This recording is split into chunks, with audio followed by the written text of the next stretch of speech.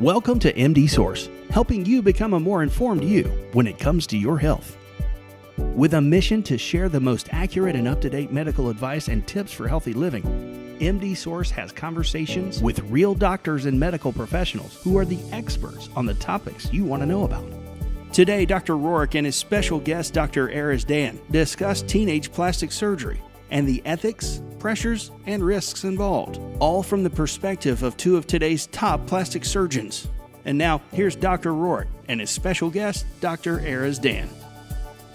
We're going to have a one-on-one between plastic surgeons talking about what are the ethics of teenage plastic surgery, and is it okay? Is it the right thing to do? I mean, recently this was published in the Journal of Plastic and Reconstructive Surgery, and it has received a lot of media attention about teenagers and plastic surgery. So, Erez, as a plastic surgeon who's recently trained at Harvard, what do you think about teens in plastic surgery? Well, I think it's a very interesting and very timely topic. Society is evolving very rapidly, especially with social media. And, as Dr. Rohrich says at many of the national meetings, patients are coming in now and they want to know what for example, for your nose, they want to look at the basal view, meaning kind of the worm's eye view. Right. And that's new because now everyone's taking selfies. I mean, Dr. Rohrich knows the statistics better than I do, but it's a surprisingly high number of selfies the average teen may take. And it's really changing how people are viewing themselves and self-esteem issues. And of course, bullying has become more and more of an issue over time. So I think the way we're viewing plastic surgery as a society is changing, and the age at which we're looking to have plastic surgery is also changing. Absolutely. And I think social media has changed everything. I think I have two teenagers, and you will have some in the future coming up more rapidly than you think, Erez, is that it's a different way of how people interact. They no longer just interact at school or at social events or at athletic events. They interact day and night, and that's with social media. Right. The internet changed everything, and that's good, but I think there's a lot of not so good there. And, you have... I think recently it was timed Snapchat dysphoria, and I think there's Instagram dysphoria because, as you mentioned, bullying, the pressure on teens is unbelievable. Not only because of the social media, but because of you can't turn it off. You cannot turn off.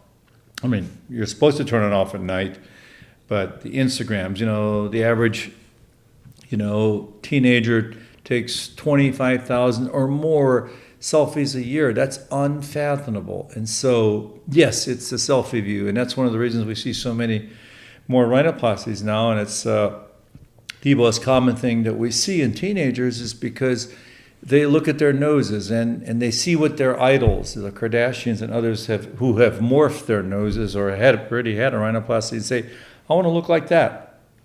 They have these sculpted noses and the overdone lips and cheeks, and that's just not normal. But so I think that as plastic surgeons, but also as for the consumer, it's okay in selected times in a teenager's lifespan for them psychologically and physically that it's okay for them to have plastic surgery. Plastic surgery does not mean cosmetic surgery always.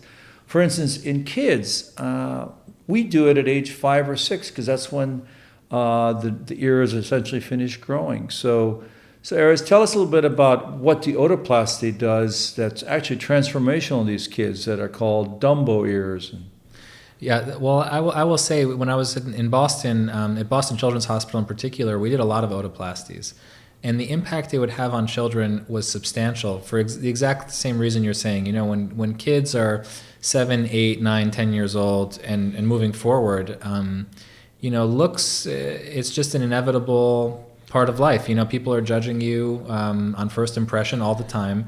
And it can really have a significant effect on your development if, everyone's always focusing on one particular aspect of your appearance. Right. I mean, I recently had a boy who actually was harassed by his football team because he said he couldn't put his helmet on because his ears were sticking out. And, right. That's very cruel. And so I see a lot of boys that have had bullying in that age group, and we'll talk about man boobs in a little bit.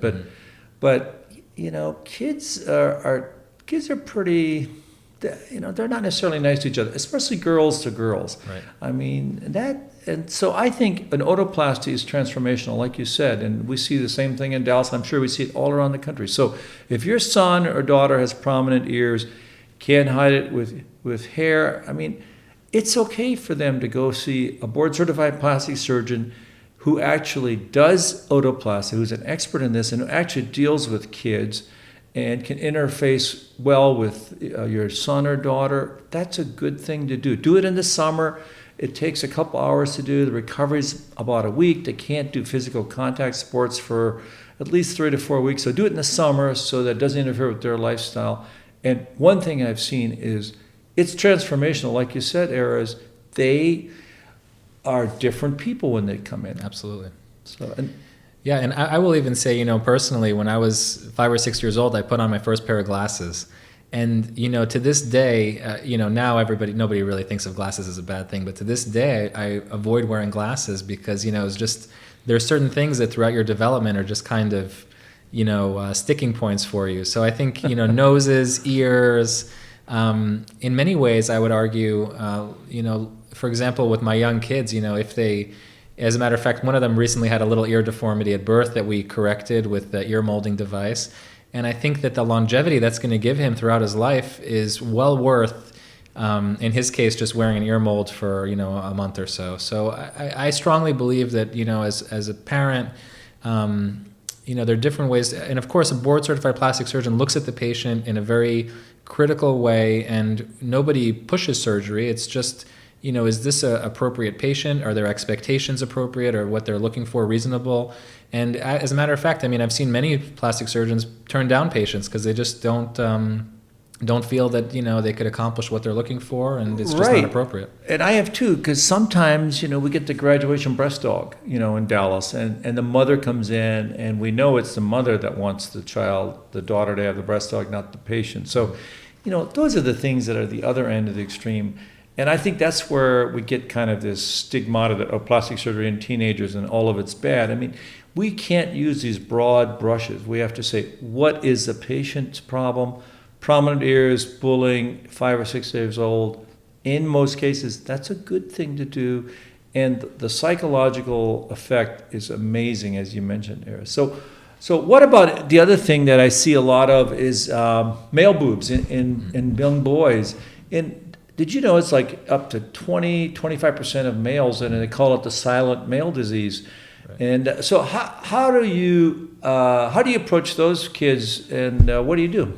Well, interestingly, what I've seen is a lot of the male patients that come for gynecomastia correction have been thinking about it for years, and it's just something they felt very self-conscious about. They're usually, let's say, 17, 18 years old even, and it's been bothering them for a long time. They don't feel comfortable going to the beach or going to the gym. They can't hide. And that's exactly, and you know why? Because their parents said to them, and their pediatrician said, oh, you're going to grow out of it, or just, suck it up or something. Exactly. But that's not the right thing to do, because these kids have been hiding in their T-shirts, and actually many of them have not become athletes because of that, because they didn't want to be in the locker room with their friends. And I hear that all the time. And you're right, they come sometimes even when they're in their 20s, they say, man, I wish I'd have known I could have had this simple procedure just to suction out my male boobs. It'd have been nothing. Right, and it also leads to a lot of anxiety around, girlfriends, intimacy issues, right. And it's very stressful, probably much more stressful than actually just going through with a gynecomastia correction, which is essentially a day surgery and a relatively rapid recovery. Right, and I just saw a boy that actually was a freshman in high school, and he said he did it. He wants to have it done for this exact reason. He's the evolving new jock at school, and he said, I can't keep wearing my T-shirts. Right. And so his mother begrudgingly, interestingly, brought him in, and he actually had read about it online. So I think that's one of the good parts of being informed, and it's where MD Soros can say, it's okay, Mom, you can bring him in. Most of the time, gynecomastia it's idiopathic, which means that 60 to 80% of the time, it's totally part of growing up, and a small percentage of the time it does dissipate, but many times it doesn't. And pediatricians sometimes will hold these kids back for years and years when if by age 16 or it's still there, it's not going to go away, especially if it's bilateral, they have no other hormonal problems, and they're not doing any types of medication like thyroid medications or a special medication. Now, one must know that smoking and marijuana does accentuate male breast enlargements. So I've had a couple of patients actually that I did gynecomastia reduction on, and then I'd see them 2-3 years later and they had a recurrence, and sure enough, they resumed smoking of marijuana. So you need to tell them to stop that if that's important to them. Right. The other thing is, I think, because teen plastic surgery is somewhat stigmatized, for example, no male is going to tell all his friends that he had breast surgery, that you don't necessarily, a plastic surgeon's perspective is unique because you see those patients all the time, whereas the patient is not sharing that information. So it's one of those, it's kind of, I think, similar to how, depression 15 years ago was very hush-hush and now has become a little more acceptable in society. This is kind of similar. Right, because especially in males, we are, that's why they call it the silent male disease. Males are not good communicators, and that's why, when males have cosmetic surgery, we're not good patients at all. Right. So now let's talk about rhinoplasty. I mean, rhinoplasty is the most common procedure that I do, and certainly in teenagers, it's been totally a life changer for especially the teenage girls who are teased and bullied. I think that this is one procedure that has really been a turnaround. These girls, when they come in, even 1 or 2 weeks after you take their splint off, they sometimes cry in the treatment room when you take their splint off, because this is something that I've wanted since I was 12, and so I think it's life-changing for these kids in their key developmental years. Has that been your experience? Absolutely. I actually have an interesting perspective. When I was training in plastic surgery, my wife is Persian, Middle Eastern origin, and a lot of her family friends are in Los Angeles and other major cities. And I noticed that a lot of her cousins around 16, 18 years old, they'd have a change in their nose. And it was really because I trained in plastic surgery that I kind of was attuned to it. And it's interesting that, particularly Middle Eastern noses, as we know, they oftentimes have a hump and the tip is a little droopy. It's kind of a very, Dr. Rohrich's written papers on it in terms of how it's a very kind of classic appearance. And they change their nose at that age. And it's interesting because many of them say, well, I had a deviated septum. It was a functional issue. But, a lot of times it could be a functional issue. But having a aesthetic correction, you can really tell, and Dr. Rohrich and I were speaking about this earlier, how the self-esteem is better in a post-op visit. They feel more confident. And as we were saying, with selfies and Instagram photos, it's out there all the time. And in some ways, the bullying and all these things are unfortunate, but if it boosts someone's self-esteem, it makes their interpersonal relationships stronger, their self-confidence is better. It just permeates everything they do. So I think it's a good thing. Yeah, I think it's psychological, and obviously the girl or the boy have to be psychologically ready, and they are the ones that want it. And I can tell you, in a high majority of the patients, they've been wanting it. Their parents have been holding them back, and so when is a good time? I think in girls from 15 to 17, when they're done growing, boys a little later, maybe from 16, 17 to 18 or 19, but it's a healthy thing to do. It's safe. It's a procedure that takes a couple of hours to do, and they can go home the same day. They have a little splint on their nose. They go back in a week. We take off the splint and the dressing, and they're on their way. They can't exercise, so do it in the summer. They can't exercise or be in physical contact sports for 4 to 6 weeks. Mm-hmm. So it's a great thing. So what about breast augmentation in teenagers? Erez, tell me, how do you approach that? Well, it's actually interesting you bring it up. I have a cousin in Israel who's 15 years old, or just turned 16, and she called me and she said, I want to get a breast augmentation. And I said, are you sure you want to do that?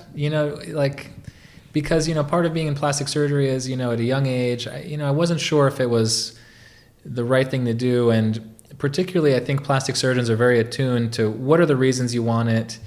She just got a new boyfriend kind of thing. So I think my point is that a board-certified plastic surgeon is very careful in patient selection and looking at the reasons for wanting things and looking at what the patient is looking to achieve. And the last thing a good plastic surgeon will do is operate on a patient that they think is not realistic or doesn't have the right reasons for doing things. But I do think in patients who are very self-conscious about it, very similar to otoplasty, rhinoplasty, it can be a great change, and it can be a big confidence booster. But I also think, looking at the whole picture and really looking at what the patient, where they're at in life and what their maturity level is and what they're looking to achieve is very critical. Right. It's age 16. I mean, usually in females, it's, in the 18 age range is Right. when, Right. first of all, they can make their own decision. Right.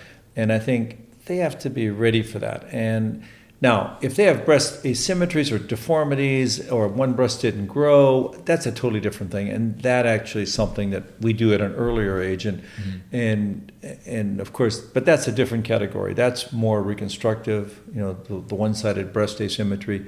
But I think breast augmentation in females 18 or older, I think is reasonable if they are doing it psychologically for them.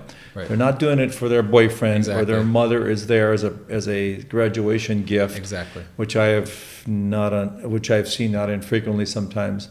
I think that's okay to do.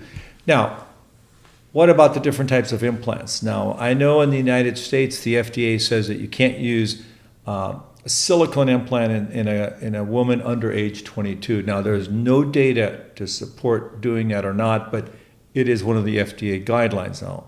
So, tell us the difference between saline and silicone implants. Just in Sure. a brief overview. So, briefly speaking, primarily we use silicone implants, which are essentially a silicone shell covered with cohesive silicone gel on the inside. A saline implant is similar shell made out of silicone, but the inside is filled with saline, which is essentially salt water. Most of the time we use silicone implants. It feels more natural. There's less rippling, and it's just a natural feeling breast. In terms of the benefits of silicone versus saline, the primary benefit of silicone is that it feels more natural. If there happens to be an unlikely event of a rupture, the silicone is no longer liquid material. It doesn't just leak out. It's like a gummy bear that kind of stays in the newer types, the air, yeah. the newer types, the more cohesive types. One benefit of saline is that if there is a rupture, you'll know immediately. The implant just deflates, and it's pretty clear. I usually get the call that night. Right, it's pretty clear. So I think those are good. I mean, they're both good implants. They're both implants are FDA approved. They don't last forever. Everything man-made, not God-made, lasts about 10, 15 years, Mm-hmm. whether it's a hip or a knee and a breast implant. So I think for the right reasons in the right age group, that's a good thing. Now, what about the breast reduction patient, the female breast reduction? I not infrequently see some of these girls, and I think they're also ridiculed, much like the male boobs.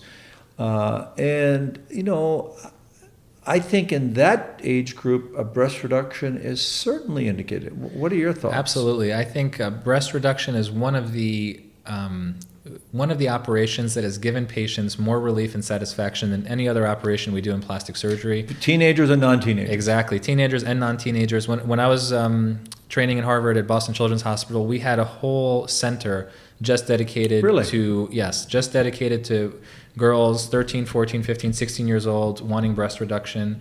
And it was just, the volume was overwhelming because these girls, as you said, were ridiculed. They were having pain, in some severe cases, really severe back pain. It's really just physically debilitating to have a lot of weight in the chest area, and it causes you to hunch over a lot, and makes you self-conscious, especially in that age bracket. Right. No, I agree, and there is a lot of good medical evidence-based evidence that actually not only does it improve your back and neck area long term, but that actually it's beneficial psychologically to these patients, both in the teenager and in beyond. So there's a lot of good data. So I think in patients that have significantly out of proportion breasts, that a breast reduction is in order. Now, these are obviously a little bit bigger operations. They have incisions around the nipples and the breast, and that they need to be told that in a percentage,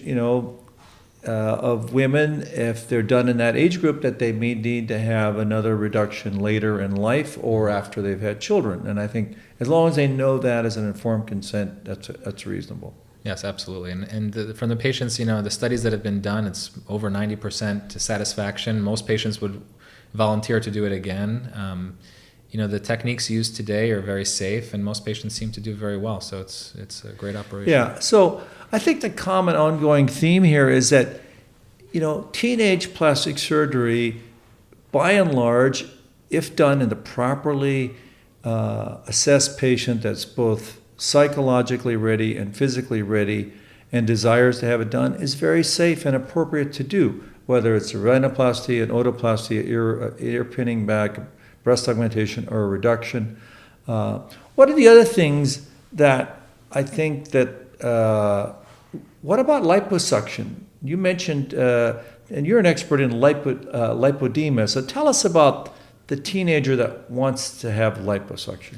Well, I think similarly, it can benefit patients in terms of image and their confidence. Clearly, with liposuction is a little more challenging because you want to make sure that they're good candidates, they're staying healthy, particularly at a young age, they're exercising and dieting appropriately.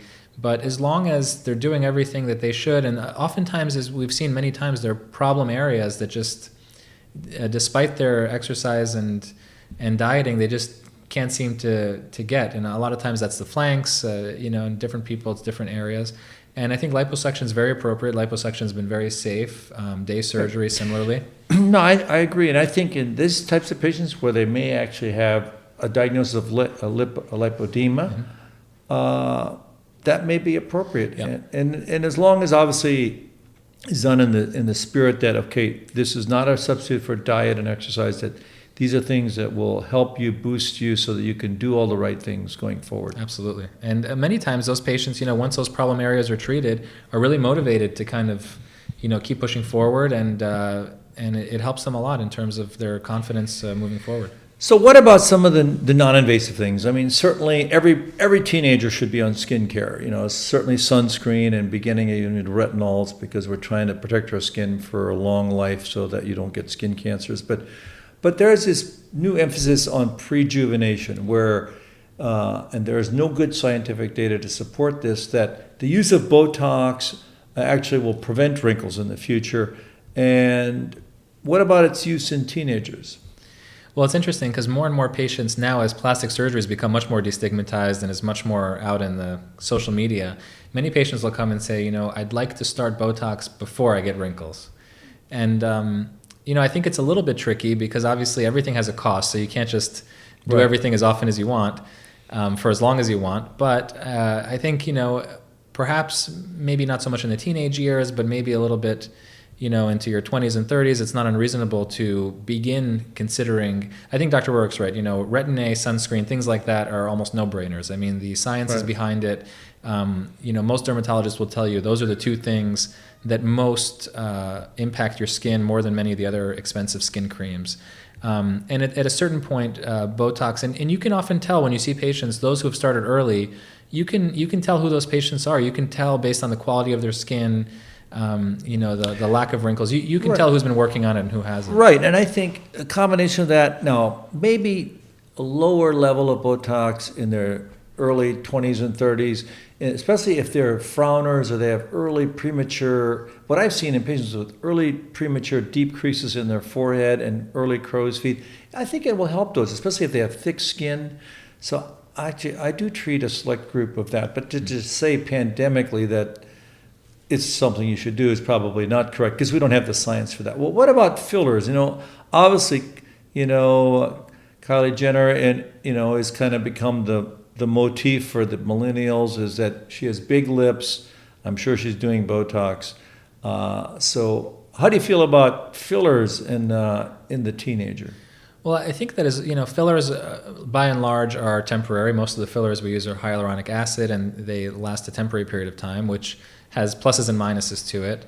I think in patients, many girls have thin lips or, just desire to have a little bit of a fuller look. Maybe their cheeks are a little bit weak and they just want to augment it a little bit. I think it's a very reasonable thing. Similar with Botox, I think, a lot of people have overactive muscles, especially between the eyebrows. The corrugator muscles can lead to wrinkles that when you animate, just deep creases. And I think Botox can be useful for those cases too. Yeah, I think, the fillers is a conundrum because, less is more. When I see patients, I think that if they're wanting fillers at an early age, it's not because they have any real signs of aging, but they want their lips plumped. And so you really have to show them what's normal, within normal, because so much of what we see is not normal. When the upper lip is bigger than the lower lip, that is not normal. That is seen in, orangutans and giraffes and not humans. And yet people come in, and so I actually see a lot of those patients, and I'm melting the hyaluronic acid with a hyaluronidase. And I think you're right about using, resorbable fillers, hyaluronic acid fillers, because you can do that. So the key is less is more, instructing them that if you're going to have fillers, just do a small amount so that it looks natural, so that when people see somebody, they shouldn't just look at their lips. So I think less is more. So I think in summary, Erez, and see if you agree that, teenage plastic surgery is a broad term, but in the hands of a board-certified plastic surgeon that has expertise in this area, that is compassionate and caring, that all of these procedures, otoplasty, rhinoplasty, breast augmentation, and reduction in selected patients, and including liposuction, can be done safely in this group, and that the use of Botox and fillers is probably a little bit beyond the reach in most teenagers, and it should be done and reserved for a later age. I agree 100%, and I think any board-certified plastic surgeon really looks at the patient critically, and will also show them, on social media, people are contouring and doing all kinds of tricks with makeup that can really augment reality, and sometimes what patients are seeking is just not reality. It's Photoshop and it's makeup, so it's very important to keep it in mind. I agree, and it is Snapchat and Instagram dysphoria, and I want to close with that. I think that's right, because so many patients come in and they say, I want to look like this movie star or this Instagram model, and I look at it and I go, wow, that's all morphed, or that's so out of proportion, that's not normal. So, be realistic, and just remember that plastic surgeons, board-certified plastic are there to help you and to be safe and stay safe. So again, from MD Source, for a better informed you, you and the consumer are the ones that need to know all of these things to stay safe. Thanks again, Erez. Thank you. From the team at MD Source, here's to good health and to helping you become a more informed you. For the latest and most up-to-date information on health topics, visit mdsource.com. Drop us a line, sign up for our newsletter, and connect with us at mdsource.com.